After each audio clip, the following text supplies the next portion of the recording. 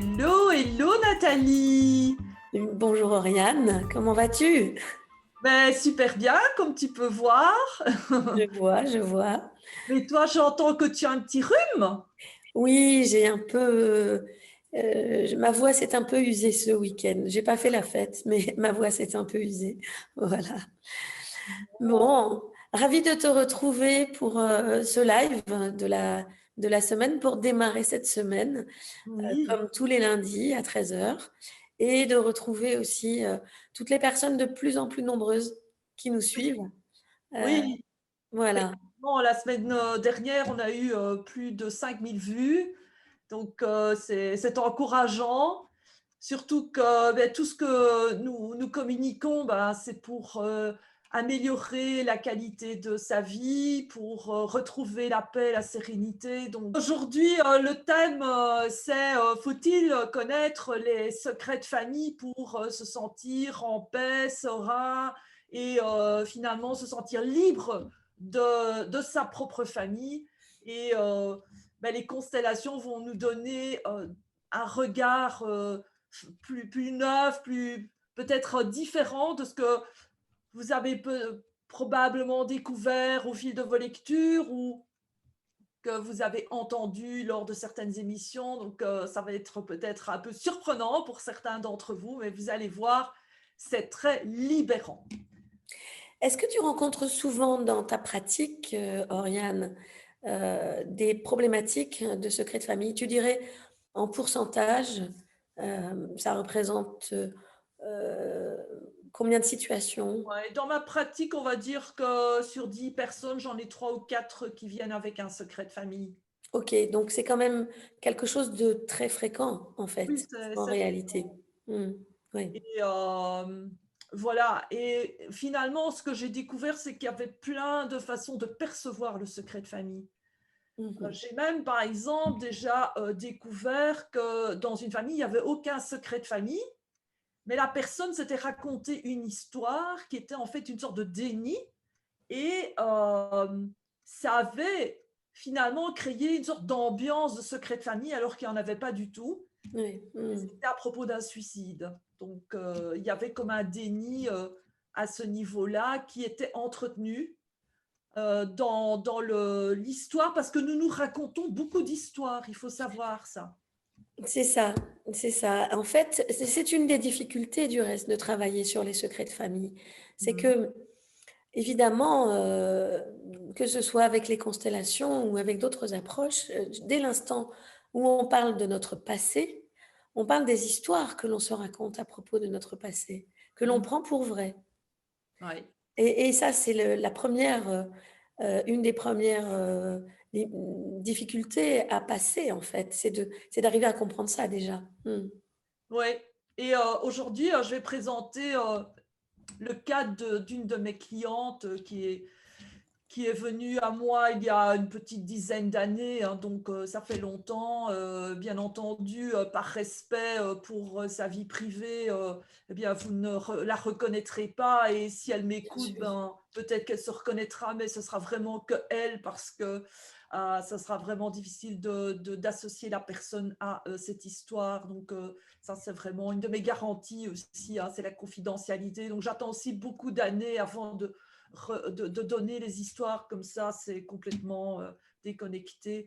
Mais donc, cette personne s'appelle Anne et elle était confrontée à un secret de famille qui lui empoisonnait vraiment la vie.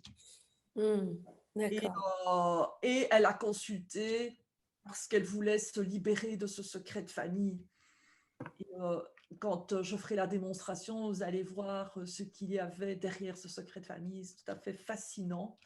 Parce que vraiment, la question, c'est est-ce que nous, descendants, devons-nous tout savoir de nos parents, de nos grands-parents, de nos arrière-grands-parents? Est-ce que nous devons tout connaître de leur vie privée, personnelle? Ou est-ce qu'il y a des choses qui peuvent être mises de côté et est-ce qu'il y a des secrets vraiment qui doivent être absolument connus? Comment faire la différence entre un secret vraiment, vraiment important et un secret qui l'est beaucoup moins? Et l'approche des constellations systémiques des familles nous rappelle à chaque fois ces 3 lois systémiques que je redis d'ailleurs très souvent dans mes lives. C'est qu'il y a la première loi, c'est la loi de l'ordre. Chacun a une place dans la famille où il est né, d'où il est issu. Puis il y a la loi d'appartenance. Et ça, c'est très particulier parce que dès que nous sommes conçus, et donc il ne faut pas spécialement être né, et dès qu'on est conçu, on a le droit d'appartenir au système qui nous a conçus. Bien sûr. Et la troisième loi qui sera peut-être beaucoup moins importante ici dans ce live, c'est la loi de l'équilibre entre le donner et le recevoir. C'est très important que cet équilibre soit maintenu parce que sinon il y a des loyautés inconscientes qui se mettent en place et qui vont faire que des descendants vont essayer de rééquilibrer les déséquilibres.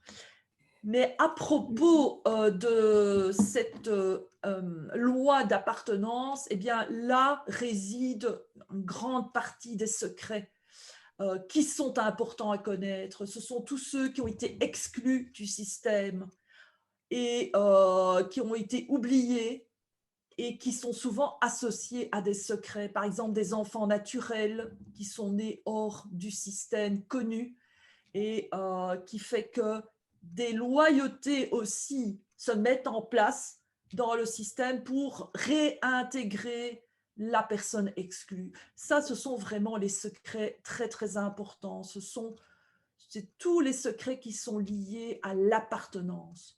Après, il y a toutes sortes d'autres secrets. Bien entendu, les secrets, par exemple, des crimes, des malversations, certains crimes et certaines malversations, il est important de les connaître parce qu'on est de nouveau, je disais tout à l'heure que finalement la loi de l'équilibre entre le donner et le recevoir n'était pas si importante, mais si toutes ces 3 lois sont toujours importantes.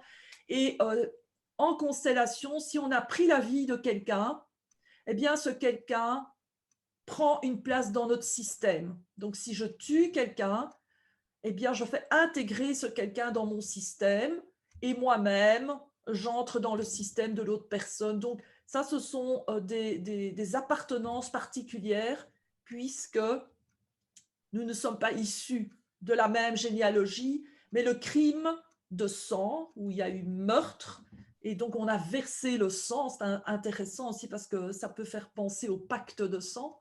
Le fait d'avoir versé le sang fait que nous intégrons cette personne dans notre système familial. C'est vraiment D'accord. très Et important. à ce moment-là, par rapport à ce que tu dis, Oriane, ça voudrait dire que derrière nous, nous avons des générations qui ont vécu des guerres, Oui, qui ont été amenées, quelle qu'en soit la raison, pour protéger leur vie ou pour d'autres raisons, peut-être à prendre la vie de certaines de combattants à l'époque. tout à Et fait. donc, voilà, de tuer pour survivre. Et puis, si on remonte encore dans les générations, à une époque, voilà, on était une proie ou un prédateur et on en était à la vie, à la mort pour cette Mhm. survie. Donc, ça voudrait dire que derrière nous, on a une histoire extrêmement impactante dans nos Oui, et qu'on a des influences et des choses qui vont venir euh, remplir cet office de secret de famille et qui vont prendre une place dans nos mm, vies.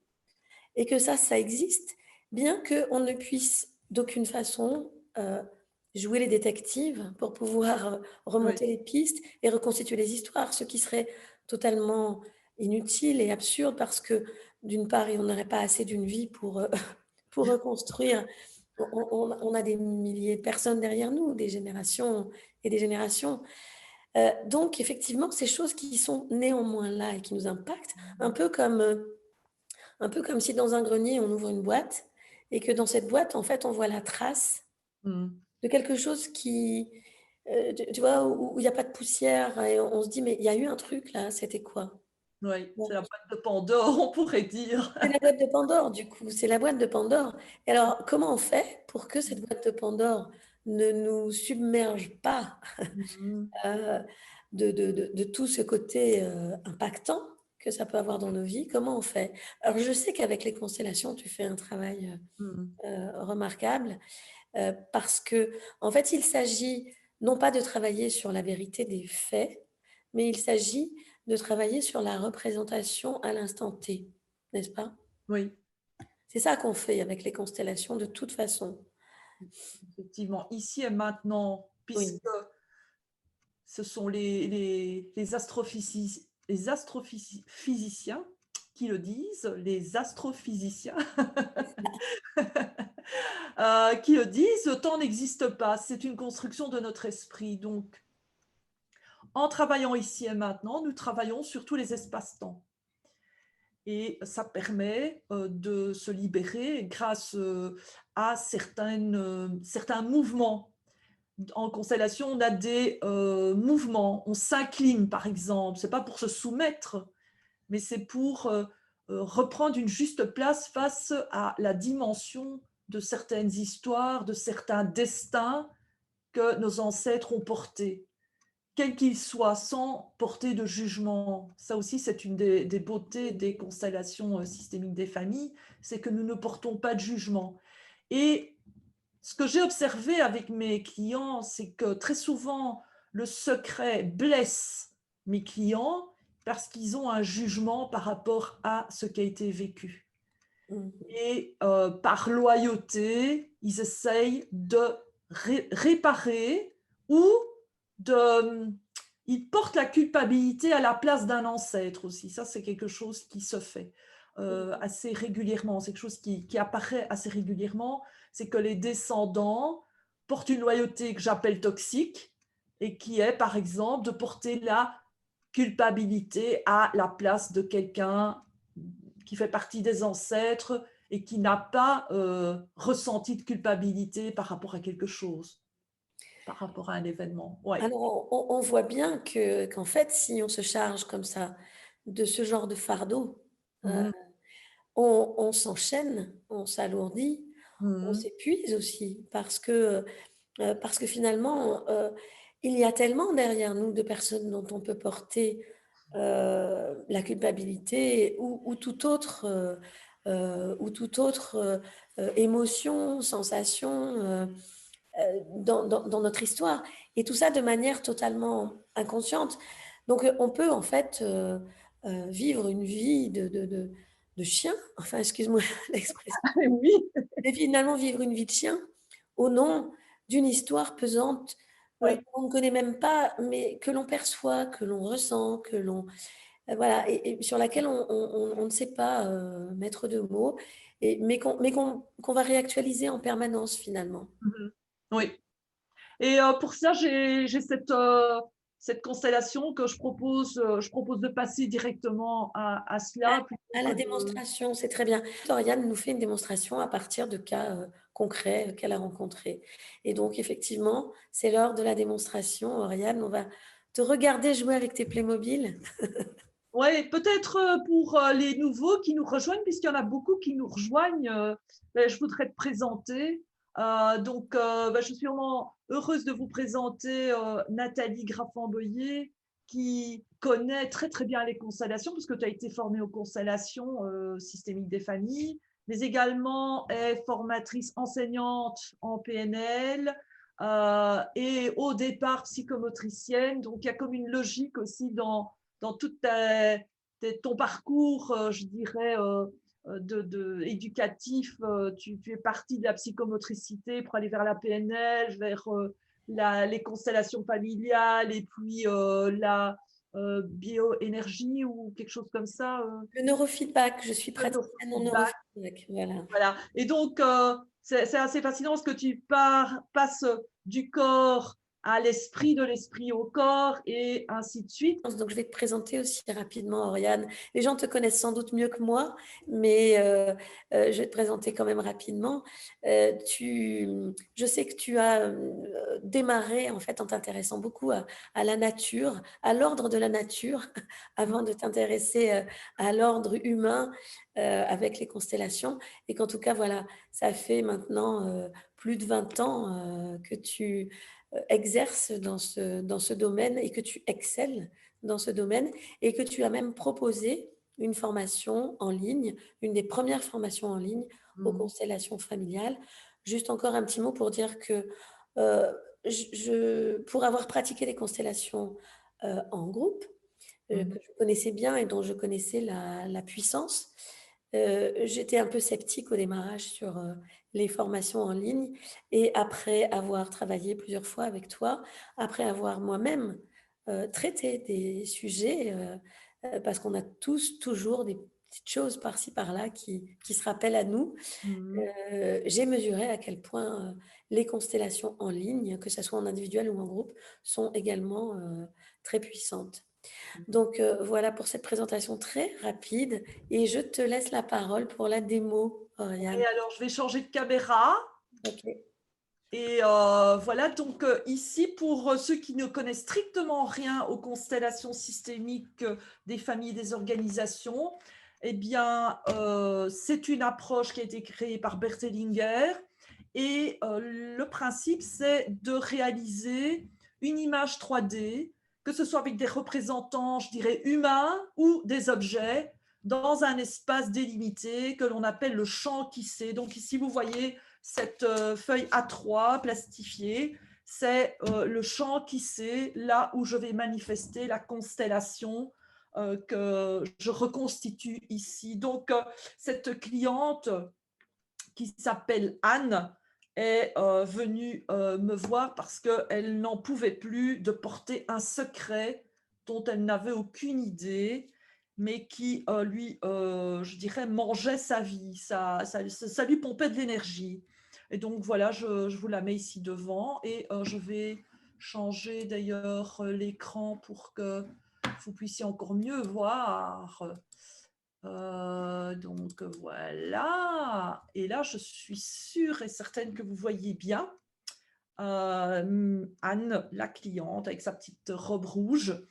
Et donc, ce que je lui ai proposé, donc c'était une séance avec un groupe. Et ici, je reconstitue avec les Playmobil, mais on avait donc, en général, on fonctionne comme ça, les personnes sont assises autour du champ, et puis on a des représentants. Et donc, j'ai demandé pour représenter le secret. Et on a donc eu une personne qui a représenté le secret. Et, euh, et puis je lui ai demandé, mais finalement, ce secret, il est en lien avec qui dans la famille? Il dit, ah, mais c'est sûrement ma mère. Je sens qu'elle a un truc qu'elle m'a toujours caché. Alors, je lui propose donc de représenter sa mère. Et sa mère se positionne de cette façon.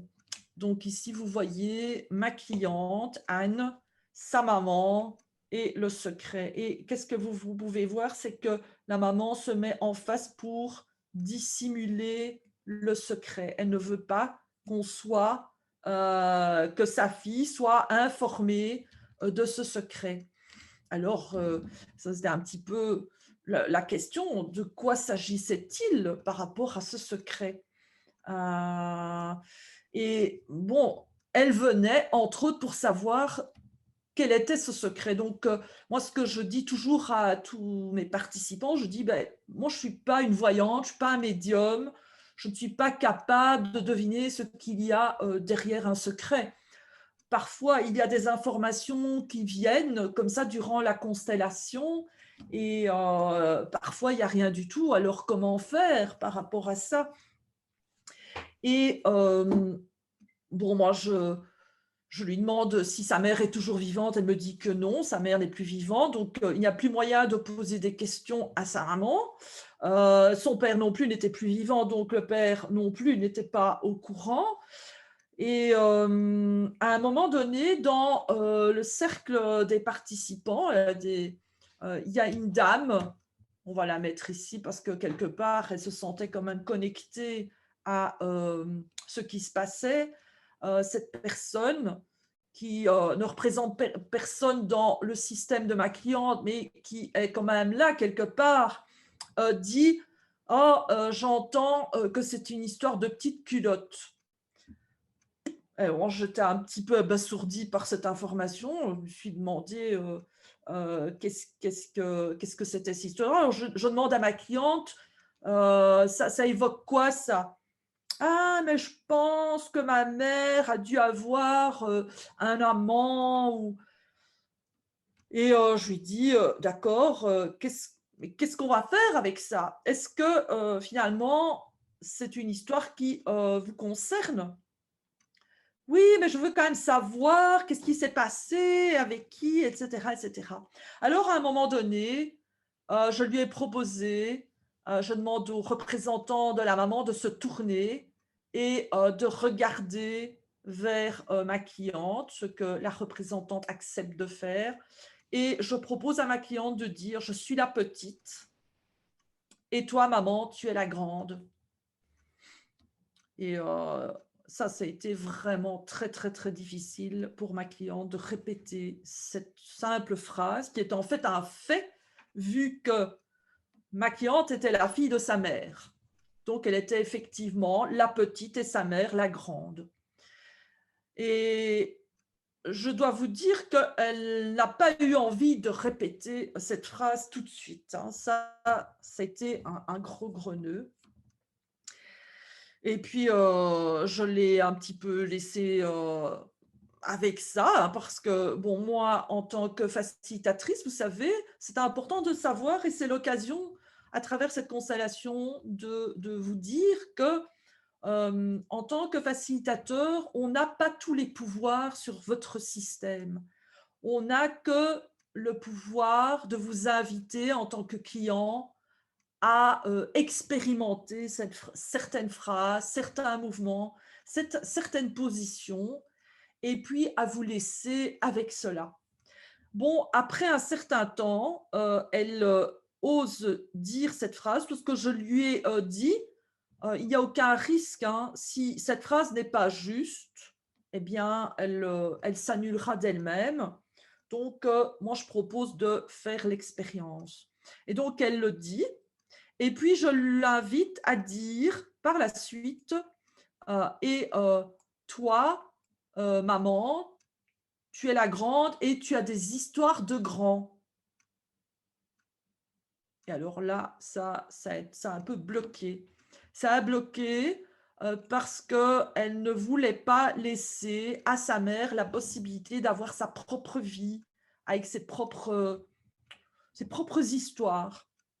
Entre autres, pour faire un lien avec, la la la la participante, de l'atelier, les histoires de petites culottes et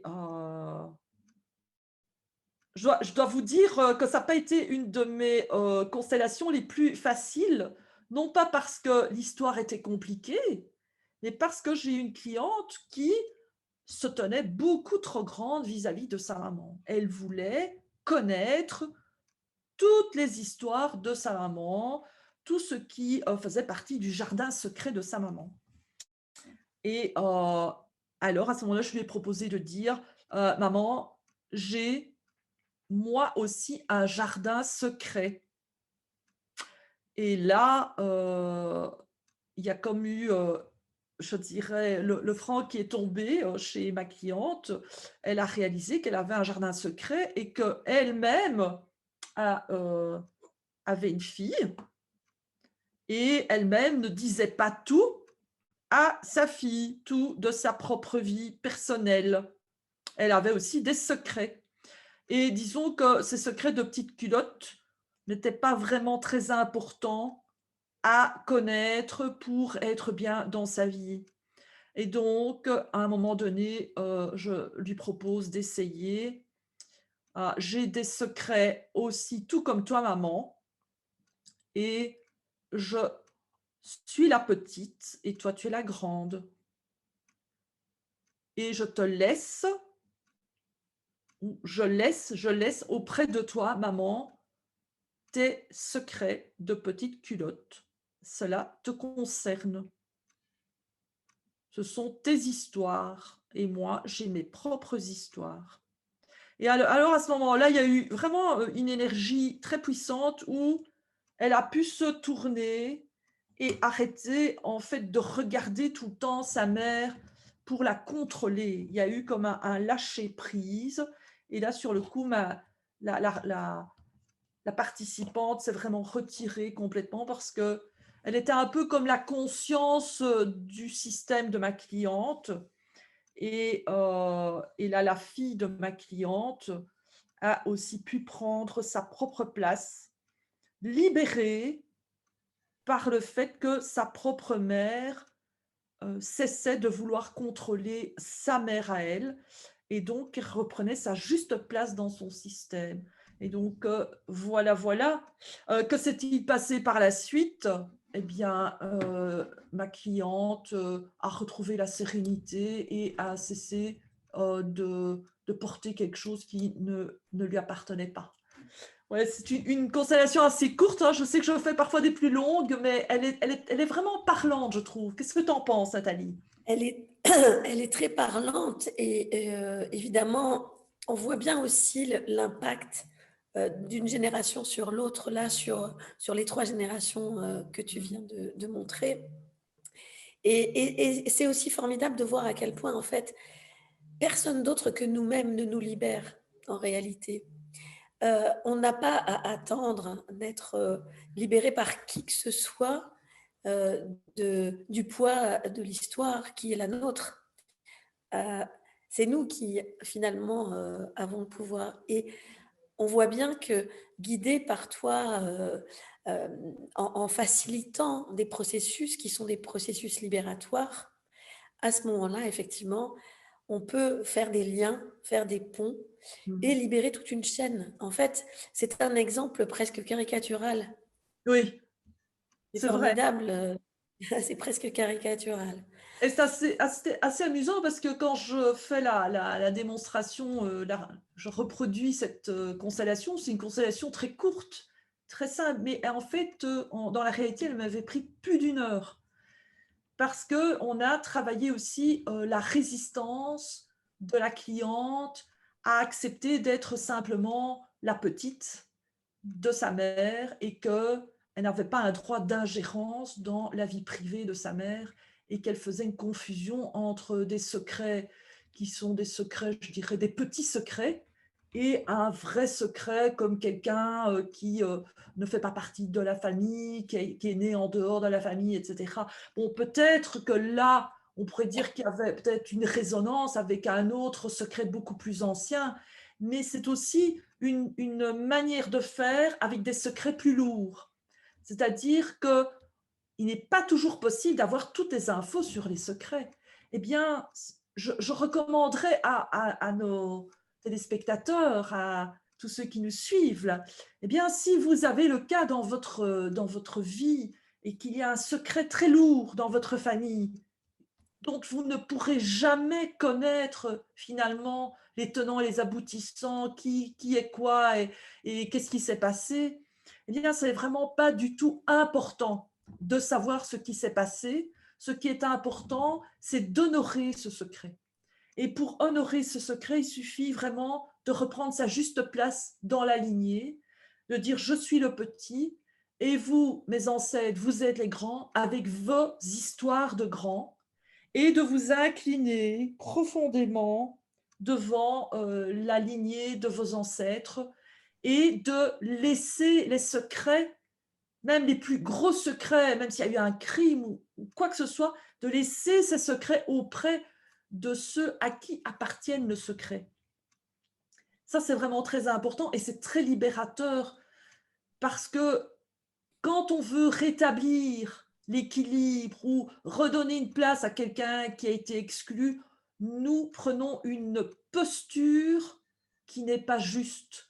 Nous voulons être des grands qui donnons la leçon, qui réparons, qui prenons en charge, qui portons la culpabilité de nos ancêtres, des grands, et cela leur appartient. Et donc, de rendre à César ce qui appartient à César, eh bien, nous libère et nous permet de nous reconnecter à notre joie de vivre et à notre vitalité. Mmh. Voilà, c'est ce que je pourrais recommander à toutes les personnes qui nous suivent en ce moment.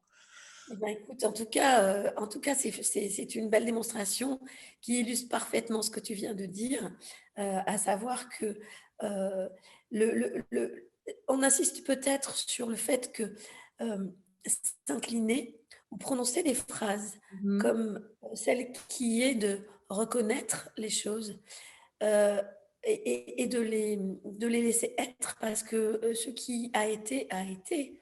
Et de surtout accompagner les choses sans aucune notion de jugement ni de pardon.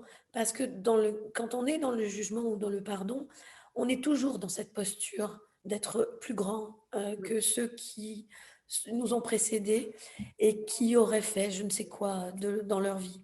Alors que s'incliner et reconnaître qu'on est le petit, c'est accepter cette histoire parce qu'on en est l'héritier de fait. euh, Mhm. sur le plan purement biologique, on en est l'héritier, et en même temps ne pas la prendre avec soi pour en faire quelque chose qui soit pesant et qui nous et qui soit enchaîné comme un boulet à nous, quoi. Au contraire, de s'en libérer. Et ça, c'est toute la magie des constellations, en fait. Tout à fait. Ouais, ouais. Ouais, super. Bon, bah, j'espère que ce live vous a inspiré à tous et toutes. Si vous avez envie d'avoir une séance avec moi, eh bien, il suffit de m'envoyer un message privé ou d'aller sur mon site www.academycoachingsystemique.com ou simplement de m'écrire un email à oriane avec 2n.cormand@gmail.com et de me demander cette séance. Je fais un prix découverte à 60 €. Également, il y a la formation certifiante en ligne. De nouveau, si vous voulez en savoir davantage, vous allez sur le site academycoachingsystemique.com. Et puis, si vous êtes coach, si vous êtes thérapeute, si vous êtes avocat, notaire, assistante sociale, eh bien, l'atelier d'initiation pratique aux constellations pourrait vraiment être un outil qui va donner encore plus de force et d'ancrage et d'efficacité à votre activité professionnelle. Et donc, à nouveau, allez sur le site academycoachingsystemique.com. Vous allez trouver les dates de nos prochains ateliers. Et il Pouvoir suffit, vous inscrire en ligne. c'est ça. Et bon, je vous recommande de vous inscrire à la newsletter. Comme ça, vous êtes informés parce que parfois, on est un peu distrait, il y a tellement d'informations qui passent et donc vous recevrez 1 à 2, 3 fois maximum par mois un email vous signalant les activités à venir et parfois il y a des offres, alors ça vaut la peine. C'est ça, Voilà. ça donne envie. Oui, Ok. merci Nathalie. Merci beaucoup, Oriane, et au revoir à tout le monde. Au revoir à tous, nous vous souhaitons le meilleur. On vous Plein de embrasse, belles bisous. choses dans cette journée. Au revoir. Ciao. Au revoir, au revoir.